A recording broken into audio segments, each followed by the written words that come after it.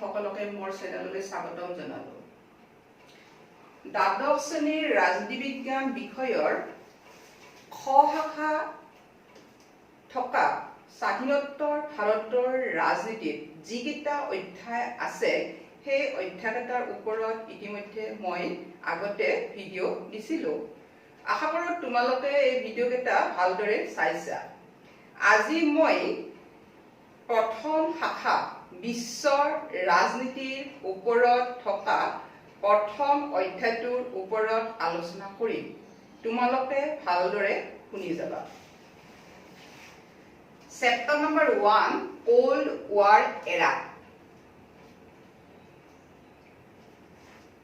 শীতল যুদ্ধৰ যুগ।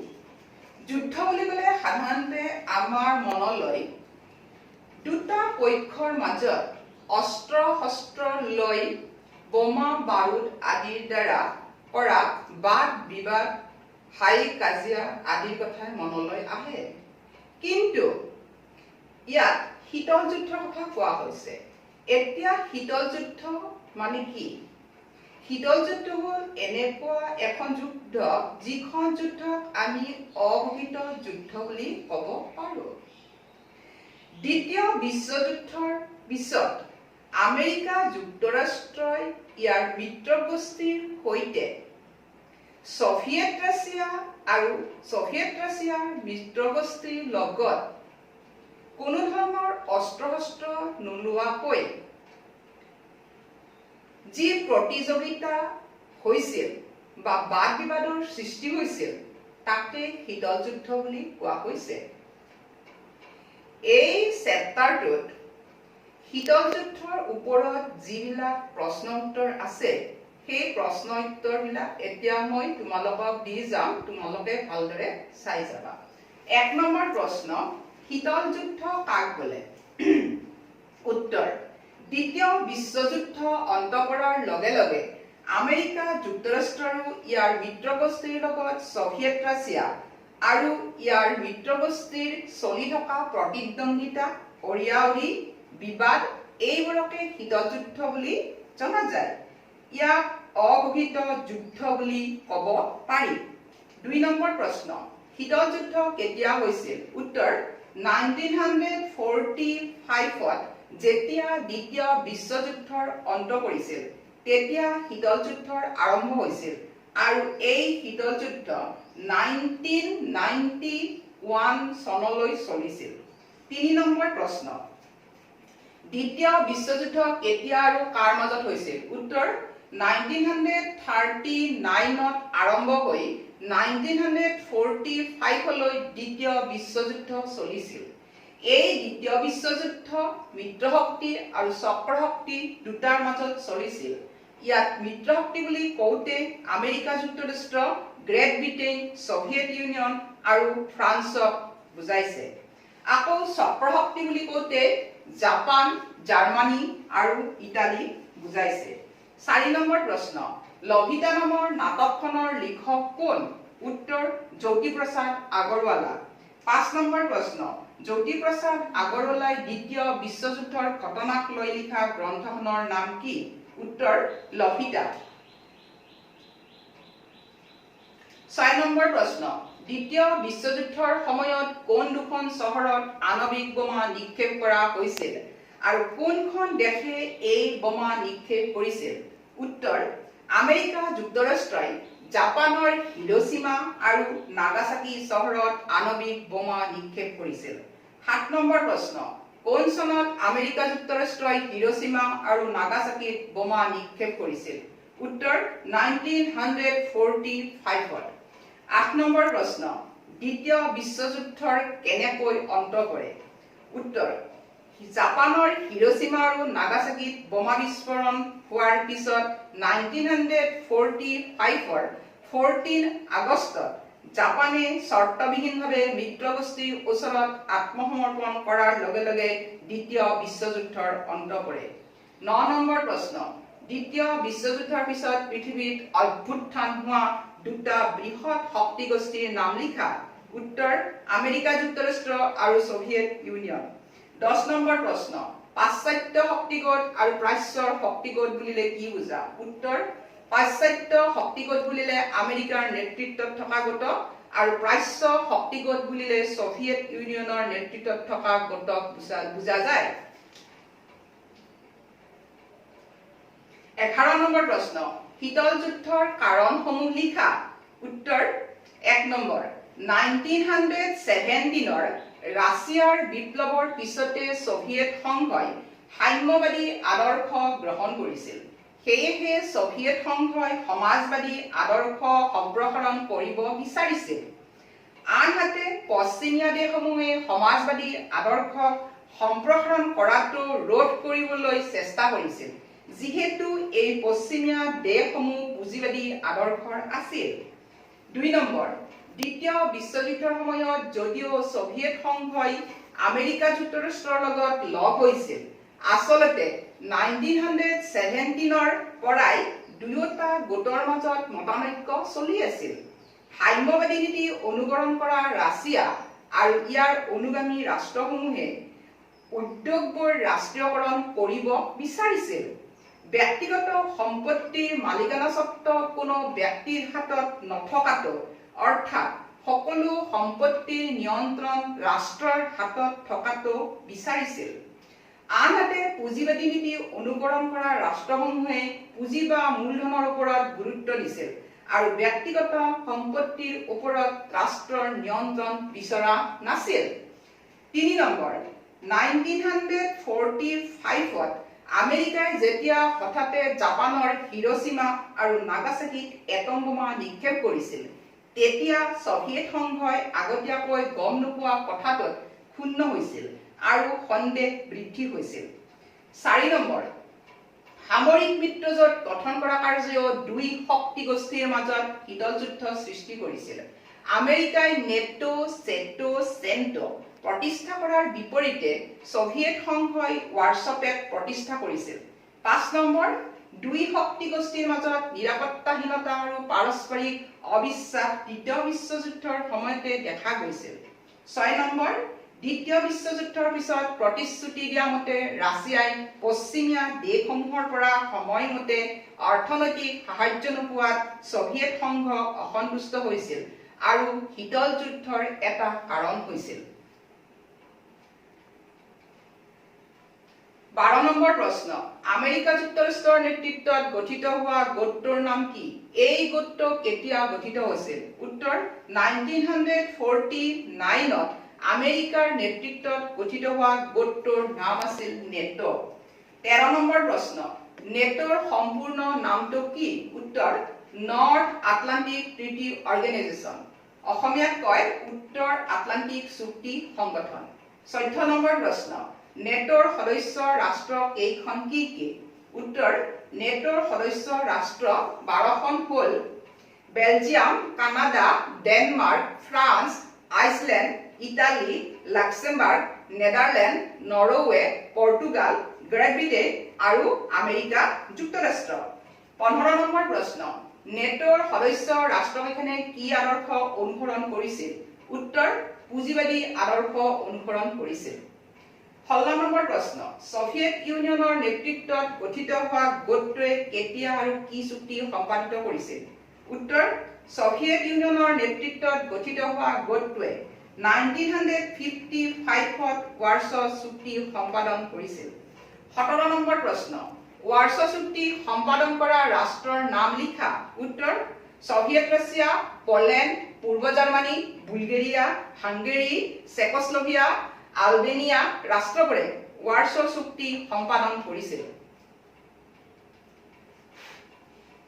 18 নম্বৰ প্ৰশ্ন, ৱাৰছ চুক্তি সম্পাদন কৰা গোটটোৰ আদৰ্শ কি আছিল? উত্তৰ সমাজবাদী আদৰ্শ অনুসৰণ কৰিছিল। 19 নম্বৰ প্ৰশ্ন, ৱাৰছ চুক্তিৰ মূল উদ্দেশ্য কি আছিল? উত্তৰ উত্তৰ আটলান্টিক চুক্তি সংগঠন অৰ্থাৎ নেটোৰ সদস্যভুক্ত ৰাষ্ট্ৰসমূহৰ শক্তি প্ৰতিহত কৰাই আছিল ৱাৰছ চুক্তিৰ মূল উদ্দেশ্য। 20 নম্বৰ প্ৰশ্ন, শীতল যুদ্ধৰ সময়ত নেটোৰ উপৰিও আমেৰিকা যুক্তৰাষ্ট্ৰৰ নেতৃত্বত আন দুটা সংগঠন গঢ় লৈ উঠিছিল। এই সংগঠন দুটা কি কি? উত্তৰ 1 নম্বৰ SEATO, South East Asian treaty organisation. 2 নম্বৰ চেণ্টো, চেণ্ট্ৰেল ট্ৰিটি অৰ্গেনাইজেশ্যন। 21 নম্বৰ প্ৰশ্ন, আমেৰিকাই কিয় চেটো আৰু চেণ্টো গঢ়ি তুলিছিল? উত্তৰ, এছিয়াৰ দক্ষিণ পূবফালে থকা ৰাষ্ট্ৰসমূহৰ লগত আৰু কেন্দ্ৰত অৱস্থিত হৈ থকা ৰাষ্ট্ৰসমূহৰ লগত মিত্ৰতা কৰি বেছি শক্তিশালী হ'বলৈ আমেৰিকাই চেটো আৰু চেণ্টো গঢ়ি তুলিছিল। 22 নম্বৰ প্ৰশ্ন, চেটোৰ সদস্য ৰাষ্ট্ৰবোৰৰ নাম লিখা। উত্তৰ, Australia, great Britain, America, France, New Zealand, Thailand, Philippines আৰু পাকিস্তান। 23 নম্বৰ প্ৰশ্ন, চেণ্টোৰ সদস্য ৰাষ্ট্ৰবোৰৰ নাম লিখা। উত্তৰ, ইৰাক, ইৰাণ, পাকিস্তান, তুৰস্ক, গ্ৰেট ব্ৰিটেইন। 24 নম্বৰ প্ৰশ্ন, বৃহৎ শক্তিশালী দেশক সৰু ৰাষ্ট্ৰসমূহক কিয় প্ৰয়োজন হয়? উত্তৰ, 1 নম্বৰ, বৃহৎ শক্তিশালী দেশবোৰে সৰু ৰাষ্ট্ৰসমূহৰ পৰা বিভিন্ন ধৰণৰ প্ৰাকৃতিক সম্পদ যেনে খাৰুৱা তেল, খনিজ সম্পদ আদি লাভ কৰিব পাৰে। 2 নম্বৰ, সৰু মিত্ৰ দেশবোৰৰ পৰা বৃহৎ দেশে অস্ত্ৰ শস্ত্ৰ আৰু সৈন্য বাহিনী সঞ্চালনা কৰিব পাৰে। 3 নম্বৰ, সৰু ৰাষ্ট্ৰসমূহৰ পৰা বৃহৎ ৰাষ্ট্ৰসমূহে গুপ্তচৰ বৃত্তি কৰাৰো সুবিধা লাভ কৰিব পাৰে।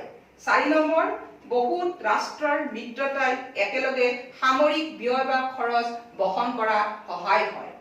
25 নম্বৰ প্ৰশ্ন, 2 মেৰুৰ শক্তিগোষ্ঠীৰ আগত দেখা দিয়া প্ৰত্যাহ্বানটো কি আছিল?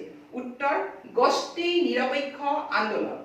26 নম্বৰ প্ৰশ্ন, গোষ্ঠী নিৰপেক্ষ আন্দোলন বুলিলে কি বুজা? উত্তৰ, শীতল যুদ্ধৰ কালছোৱাত বিশ্বত যি দুটা শক্তিগোষ্ঠী আছিল সেই দুটা শক্তিগোষ্ঠীৰ আগত এক প্ৰত্যাহ্বান হিচাপে গঢ় লৈ উঠা আন্দোলনটো আছিল গোষ্ঠী নিৰপেক্ষ আন্দোলন। এছিয়া, আফ্ৰিকা আৰু লেটিন আমেৰিকাৰ স্বাধীনতা প্ৰাপ্ত ৰাষ্ট্ৰসমূহে 2 মহাশক্তিৰ দ্বাৰা গঢ়ি তোলা সামৰিক মিত্ৰজোঁটৰ পৰা আঁতৰত থাকি নিজৰ দেশীয় তথা বৈদেশিক ক্ষেত্ৰত স্বতন্ত্ৰ নীতি অনুসৰণ কৰাটোৱে আছিল গোষ্ঠী নিৰপেক্ষ আন্দোলনৰ লক্ষ্য। 27 নম্বৰ প্ৰশ্ন, গোষ্ঠী নিৰপেক্ষ ধাৰণাটো প্ৰথমে কোনে ব্যৱহাৰ কৰিছিল? উত্তৰ, জৱাহৰলাল নেহৰুৱে। 28 নম্বৰ প্ৰশ্ন, কেতিয়া আৰু ক'ত প্ৰথম গোষ্ঠী নিৰপেক্ষ সন্মিলন অনুষ্ঠিত হৈছিল? উত্তৰ, 1961ৰ 1 পৰা 6 ছেপ্টেম্বৰলৈকে বেলগ্ৰেডত প্ৰথম গোষ্ঠী নিৰপেক্ষ সন্মিলন অনুষ্ঠিত হৈছিল। 29 নম্বৰ প্ৰশ্ন, গোষ্ঠী নিৰপেক্ষ আন্দোলনৰ প্ৰতিষ্ঠাপক কোন আছিল? উত্তৰ, ভাৰতবৰ্ষৰ পণ্ডিত জৱাহৰলাল নেহৰু, ইণ্ডোনেছিয়াৰ সুকাৰ্ণো, ইজিপ্তৰ গামাল আব্দেল নাছাৰ, যুগোস্লাভিয়াৰ জোচিফ ব্ৰুছ টিটো আৰু ঘানাৰ কোৱামে এনক্ৰুমা এইকেইজন ব্যক্তি আছিল গোষ্ঠী নিৰপেক্ষ আন্দোলনৰ প্ৰতিষ্ঠাপক। 30 নম্বৰ প্ৰশ্ন, গোষ্ঠী নিৰপেক্ষ আন্দোলনৰ প্ৰথম শীৰ্ষ সন্মিলনখনত কিমানখন সদস্য ৰাষ্ট্ৰই যোগদান কৰিছিল? উত্তৰ, 25খন সদস্য ৰাষ্ট্ৰই যোগদান কৰিছিল। 31 নম্বৰ প্ৰশ্ন, এফ্ৰ এছিয়ান সন্মিলনৰ বিষয়ে লিখা। উত্তৰ, গোষ্ঠী নিৰপেক্ষ আন্দোলনে পূৰ্ণ ৰূপ লোৱাৰ আগতে 1955ত ইণ্ডোনেছিয়াৰ বান্দাং চহৰত এছিয়া আৰু আফ্ৰিকাৰ সৰ্বমুঠ 29খন দেশৰ প্ৰতিনিধিয়ে এখন সন্মিলন অনুষ্ঠিত কৰিছিল। ইয়াকে এফ্ৰ এছিয়ান সন্মিলন বুলি জনা যায়। বৰ্ণ বৈষম্য নিৰ্মূলকৰণ, উপনিৱেশিক শাসনৰ অৱসান আদিৰ বিষয়ে এই সন্মিলনখনত আলোচনা হৈছিল আৰু বান্দুঙৰ এইখন সন্মিলনে পিছত গোষ্ঠী নিৰপেক্ষ আন্দোলনৰ জন্ম দিছিল। 32 নম্বৰ প্ৰশ্ন, শীতল যুদ্ধৰ সময়ত গোষ্ঠী নিৰপেক্ষ আন্দোলনৰ ভূমিকা নিৰ্ণয় কৰা। উত্তৰ, শীতল যুদ্ধৰ সময়ত গোষ্ঠী নিৰপেক্ষ আন্দোলনে কৰা ৰাষ্ট্ৰসমূহে 2 মহাশক্তিয়ে গঢ়ি তোলা সামৰিক মিত্ৰজোঁটসমূহৰ লগত যোগদান নকৰাকৈ দূৰত্ব বজাই ৰাখিছিল আৰু দেশীয় বৈদেশিক ক্ষেত্ৰত স্বতন্ত্ৰ নীতি গ্ৰহণ কৰিছিল। কিন্তু আন্তৰ্জাতিক সম্পৰ্ক ৰক্ষা কৰিবলৈ এই ৰাষ্ট্ৰসমূহে চেষ্টা কৰিছিল। ৰাষ্ট্ৰীয় নিৰাপত্তাৰ উদ্দেশ্যে সক্ৰিয় নীতি গ্ৰহণ কৰাৰ লগতে সকলো আন্তৰ্জাতিক সমস্যাৰ শান্তিপূৰ্ণ সমাধানৰ ওপৰত গুৰুত্ব আৰোপ কৰিছিল। ভাৰতবৰ্ষই যিকোনো সামৰিক চুক্তিত যোগদান কৰাৰ পৰা নিজকে বিৰত ৰাখিছিল। শান্তিপূৰ্ণ সহাৱস্থান আছিল গোষ্ঠী নিৰপেক্ষতাৰ লক্ষ্য। 33 নম্বৰ প্ৰশ্ন, নেমৰ সম্পূৰ্ণ ৰূপটো কি? উত্তৰ, নন এলাইন মুভমেণ্ট।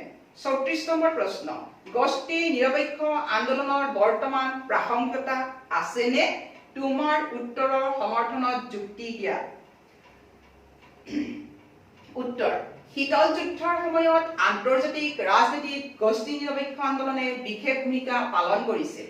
সেই সময়ত এই আন্দোলন কৰা ৰাষ্ট্ৰসমূহে বিশেষকৈ তৃতীয় বিশ্বযুদ্ধৰ সদ্য স্বাধীনতাপ্ৰাপ্ত দেশসমূহে দুই মহাশক্তিৰ দ্বাৰা গঢ়ি তোলা সামৰিক জোঁটৰ পৰা আঁতৰি থাকি দেশীয় তথা বৈদেশিক ক্ষেত্ৰত স্বতন্ত্ৰ নীতি অনুসৰণ কৰিছিল। সেয়েহে শীতল যুদ্ধ অন্ত পৰাৰ লগে লগে গোষ্ঠী নিৰপেক্ষ আন্দোলনৰ প্ৰাসংগিকতা হেৰাই পেলাইছে বুলি বহুতো ৰাজনৈতিক বিশ্লেষকে ক'ব বিচাৰে। কিন্তু বাস্তৱ ক্ষেত্ৰত এই আন্দোলনৰ প্ৰাসংগিকতা বৰ্তমানলৈও বিদ্যমান হৈ আছে। কাৰণ বৰ্তমান বিশ্বত থকা মহাশক্তি সম্পন্ন দেশে যাতে তৃতীয় বিশ্বৰ দেশসমূহৰ স্বাধীনতা বিপদাপন্ন কৰিব নোৱাৰে তাক নিশ্চিত কৰিবৰ বাবে গোষ্ঠী নিৰপেক্ষ আন্দোলনে সামূহিক প্ৰতিৰোধ শক্তি হিচাপে কাম কৰিব পাৰে। 2 নম্বৰ, এই আন্দোলনে দৰিদ্ৰতা, মহামাৰী দূৰীকৰণ আদিৰ লগতে বৰ্ণ বৈষম্যবাদ নীতিৰ অৱসান ঘটোৱাত গুৰুত্বপূৰ্ণ ভূমিকা গ্ৰহণ কৰি আহিছে। 3 নম্বৰ, এই আন্দোলনে সামূহিক নিৰাপত্তাৰ দাবী উত্থাপন কৰি মানৱ অধিকাৰৰ ৰক্ষাৰ্থে ক্ষুদ্ৰ ৰাষ্ট্ৰবোৰৰ স্বাধীনতা আৰু সাৰ্বভৌমত্ব ৰক্ষা কৰাৰ ওপৰত গুৰুত্ব দিয়ে। 4 নম্বৰ, গোষ্ঠী নিৰপেক্ষ আন্দোলনে সদায় উপনিৱেশিকতাৰ বিৰোধিতা কৰি আহিছে। গোষ্ঠী নিৰপেক্ষ দেশসমূহে পৰস্পৰে পৰস্পৰক সকলো দিশতে সহায় সহযোগিতা আগবঢ়ায়। 5 নম্বৰ, বৰ্তমান বিশ্বত দেখা দিয়া পৰিৱেশ প্ৰদূষণ, সন্ত্ৰাসবাদ, মানৱ নিৰাপত্তা আদি সমস্যাবোৰ সমাধান কৰিবলৈ গোষ্ঠী নিৰপেক্ষ আন্দোলনে এক গুৰুত্বপূৰ্ণ ভূমিকা পালন কৰি আছে। 35 নম্বৰ প্ৰশ্ন, বাৰ্লিন সংকটৰ ওপৰত চমুটকা লিখা। উত্তৰ, বাৰ্লিন হ'ল জাৰ্মানীৰ ৰাজধানী চহৰ। দ্বিতীয় বিশ্বযুদ্ধ শেষ হোৱাৰ পিছত এই বাৰ্লিন চহৰখন মিত্ৰপক্ষৰ ৰাছিয়া, ফ্ৰান্স, ব্ৰিটেইন আৰু আমেৰিকা যুক্তৰাষ্ট্ৰই নিজৰ মাজত ভগাই লৈছিল। 1948ৰ 23 জুন তাৰিখে ফ্ৰান্স, ব্ৰিটেইন আৰু আমেৰিকাই নিয়ন্ত্ৰণ কৰা বাৰ্লিন চহৰৰ অঞ্চলসমূহত এক নতুন মুদ্ৰাৰ প্ৰচলন কৰিছিল। এই ঘটনাৰ পিছদিনাই ছভিয়েট ৰাছিয়াই 1948ৰ 24 জুন তাৰিখে বাৰ্লিনলৈ যোৱা সকলো পথ আৰু ৰেলৱা বন্ধ কৰি দিছিল। ইয়াকে বাৰ্লিন অৱৰোধ বুলি জনা যায়। তেতিয়া আমেৰিকা যুক্তৰাষ্ট্ৰই আকাশমাৰ্গেৰে সামগ্ৰী যোগানৰ ব্যৱস্থা কৰিছিল। লগতে আণৱিক বোমা কঢ়িয়াব পৰা ক্ষেপণাস্ত্ৰ ব্ৰিটেইনত স্থাপন কৰিছিল। অৱশেষত 1949ৰ মে মাহত ছভিয়েট ৰাছিয়াৰ নেতা ষ্টেলিনে বাৰ্লিন অৱৰোধ উঠাই লৈছিল। তথাপিও বাৰ্লিন সংকট দূৰ হোৱা নাছিল।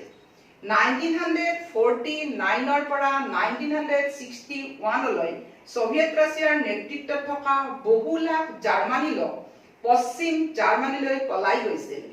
এই পৰিস্থিতি ৰোধ কৰিবলৈ পূব জাৰ্মানী কৰ্তৃপক্ষই 28 মাইল দীঘল বাৰ্লিন দেৱাল নিৰ্মাণ কৰিছিল। 1989ৰ নৱেম্বৰ মাহলৈকে থকা বাৰ্লিন দেৱালখন আছিল শীতল যুদ্ধৰ এক জীৱন্ত প্ৰতীকী। 1989ৰ নৱেম্বৰ মাহত এই দেৱালখন ভাঙি পেলোৱা হয় আৰু 1990ৰ অক্টোবৰ মাহত পূব আৰু পশ্চিম জাৰ্মানী একত্ৰিত হোৱাত বাৰ্লিন সংকট হৈ পৰিছিল। 37 নম্বৰ প্ৰশ্ন, কোৰিয়া সংকটৰ ওপৰত চমুটকা লিখা। উত্তৰ, 1950ৰ জুন মাহত উত্তৰ কোৰিয়াই দক্ষিণ কোৰিয়াৰ ওপৰত আক্ৰমণ চলাইছিল। এই ঘটনাক পুঁজিবাদী শিবিৰে অৰ্থাৎ আমেৰিকা যুক্তৰাষ্ট্ৰই ভাবি লৈছিল যে ছভিয়েট ইউনিয়নৰ সমাজবাদী শিবিৰে সম্প্ৰসাৰিত হ'বলৈ কৌশল খটুৱাইছে, কাৰণ উত্তৰ কোৰিয়াই ছভিয়েট ইউনিয়নৰ পৃষ্ঠপোষকতাত আছিল। এই সময়তে দুই কোৰিয়াৰ মাজত যুদ্ধ হৈছিল। তেতিয়া আমেৰিকাই দক্ষিণ কোৰিয়াক সহায় কৰিছিল আৰু 1953 দুই কোৰিয়াৰ মাজৰ যুদ্ধৰ অৱসান ঘটি কোৰিয়া সংকটৰ অন্ত পৰিছিল। 37 নম্বৰ প্ৰশ্ন, কিউবা ক্ষেপণাস্ত্ৰ সংকটৰ ওপৰত চমু টকা লিখা। উত্তৰ, কিউবা হ'ল আমেৰিকা যুক্তৰাষ্ট্ৰৰ একেবাৰে ওচৰত থকা এখন সৰু দ্বীপ ৰাষ্ট্ৰ। এই ৰাষ্ট্ৰখন যদিও আমেৰিকা যুক্তৰাষ্ট্ৰৰ ওচৰত, কিন্তু ছভিয়েট সংঘৰ লগতহে মিত্ৰতা গঢ়ি তুলিছিল। 1959ত কিউবাত ফিডেল কাষ্ট্ৰোৰ নেতৃত্বত সাম্যবাদী দলৰ চৰকাৰ গঠন হৈছিল। কিউবাক কেন্দ্ৰ কৰি দুই বৃহৎ শক্তিৰ ৰাষ্ট্ৰ দুখনৰ মাজত বহুত দিনৰ পৰাই সংঘাতৰ সৃষ্টি হৈ আছিল, যদিও 1962ৰ পৰা সংঘাত অধিক প্ৰকট হৈ পৰিছিল। ছভিয়েট সংঘই কিউবাত পাৰমাণৱিক ক্ষেপণাস্ত্ৰৰ ঘাটি স্থাপন কৰি অতি কম দূৰত্বৰ পৰা আমেৰিকালৈ পাৰমাণৱিক বোমা নিক্ষেপ কৰিবলৈ পৰিকল্পনা প্ৰস্তুত কৰিছিল।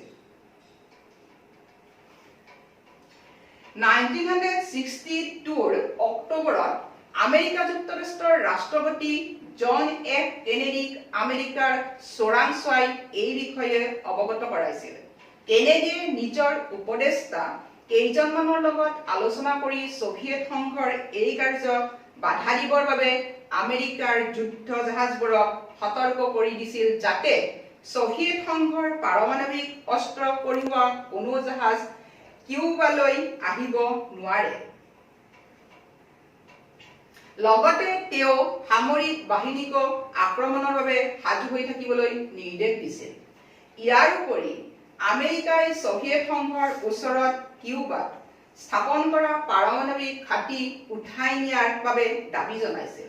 অৱশেষত ছভিয়েট সংঘই বাধ্য হৈ কিউবাৰ পৰা পাৰমাণৱিক ঘাটি উঠাই নিছিল।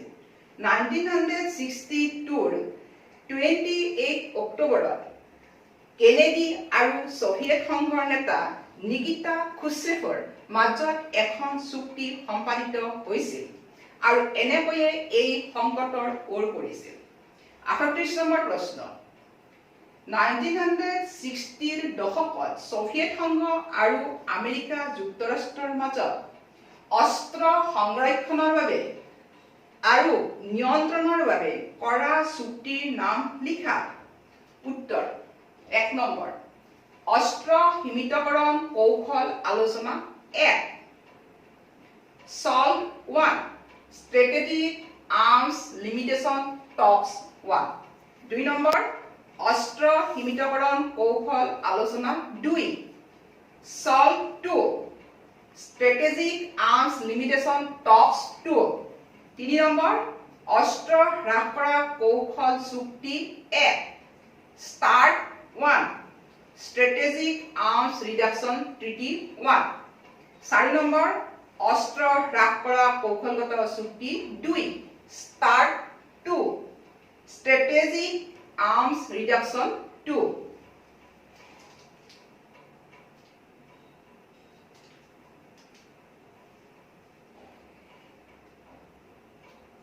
39 নম্বৰ প্ৰশ্ন, ইউএছএৰ সম্পূৰ্ণ ৰূপটো কি? উত্তৰ, ইউনাইটেড ষ্টেটছ অফ আমেৰিকা। 40 নম্বৰ প্ৰশ্ন, ইউএছএছআৰৰ সম্পূৰ্ণ ৰূপটো কি?